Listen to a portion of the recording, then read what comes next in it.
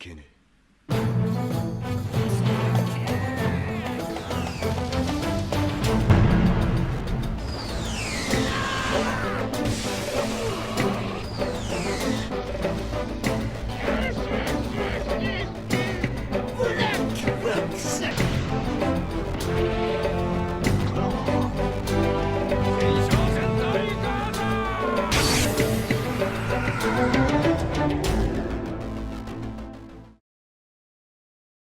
Bonjour à toutes et à tous sur la chaîne de God Usopp.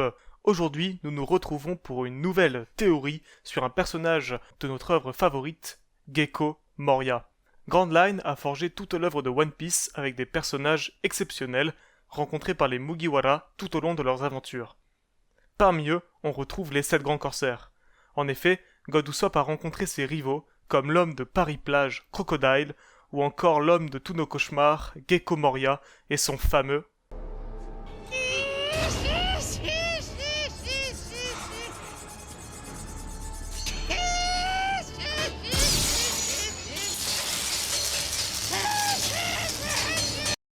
Moria a été l'antagoniste principal de l'équipage au chapeau de paille durant l'arc Thriller Bark.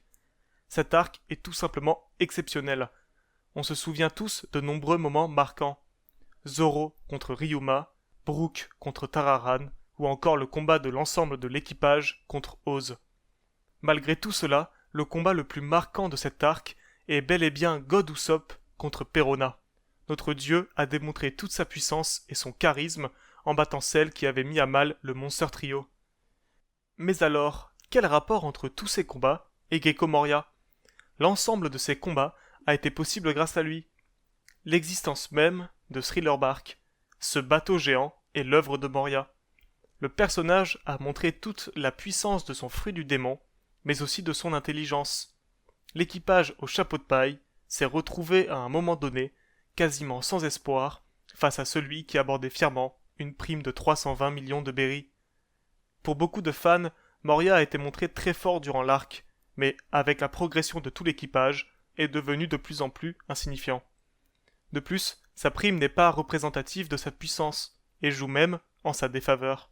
Il nous est expliqué que la prime des Shichibukai n'augmente plus lorsqu'ils en deviennent un. Les 320 millions de berries de Moria ont été stoppés net durant leur progression. Mais ce n'est pas tout. Ce que beaucoup de personnes oublient est que sans le pouvoir des ombres, Luffy aurait été incapable de battre et Oz et Moria. On se souvient que durant son combat contre Oz, Luffy était en mode Nightmare, soit 100 fois plus puissant qu'à la normale. Tout cela montre bien la puissance de Gecko Moria et aussi de son équipage avec les créations du docteur Hogback. Mais donc, comment Moria peut-il être impliqué dans la suite de One Piece? Aux dernières nouvelles, Moria a été montré sur l'île des pirates de Barbe Noire à la recherche d'Absalom. Nous n'avons pas encore eu plus d'explications sur le devenir de Moria au niveau de l'île des pirates. Personnellement, nous pensons sur la chaîne de God Usopp que Moria va être utilisé par Barbe Noire. Même si Moria est très puissant, il ne peut rien faire face à ce gros porc de Barbe Noire et son équipage de bouseux. Son fruit du démon est extrêmement puissant et servirait très bien le nouvel empereur. Néanmoins, Moria deviendra un allié de Luffy. Pour comprendre cela, il faut remonter en arrière au niveau de Thriller Bark.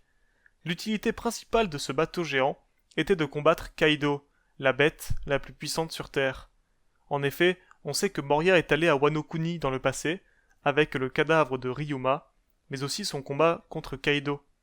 Pour avoir construit un Disneyland sur une île, Moria était bel et bien déterminé. Et oui, Moria deviendra un allié des chapeaux de paille quand il apprendra que Luffy a vaincu Kaido. Luffy qui réalise l'objectif de toute une vie de Gecko Moria. De plus, une autre relation peut jouer sur le fait que Moria devienne un allié des chapeaux de paille. Pendant 2 ans, les Mugiwara se sont entraînés séparément, mais pas tout seuls. Zoro était en compagnie de Mihawk, qui coupe des tsunamis sans aucune difficulté, et de Perona. Beaucoup de personnes pensent que Perona n'a eu aucun impact, mais elle a quand même accompagné Zoro après son entraînement sur sa Bondi. Tout seul, Zoro était incapable d'y aller. Et nous avons vu, plus récemment, le lien qui s'est créé avec le meilleur épéiste du monde, Mihawk, quand Perona décide de quitter l'île de Kuraigana. Moria prendra forcément en compte cela quand il reverra Perona. Maintenant, imaginez une seule chose. Imaginez Moria trahir Barbe Noire de la même manière que Black Zetsu avec Madara Uchiwa. Ce serait juste incroyable. Tous les grands corsaires sont importants dans le monde de One Piece, et leur force n'est plus à démontrer. Ce sont un des 3 piliers du monde en ce qui concerne les rapports de force. Ne l'oublions pas. N'oublions pas la force de Gecko Moria.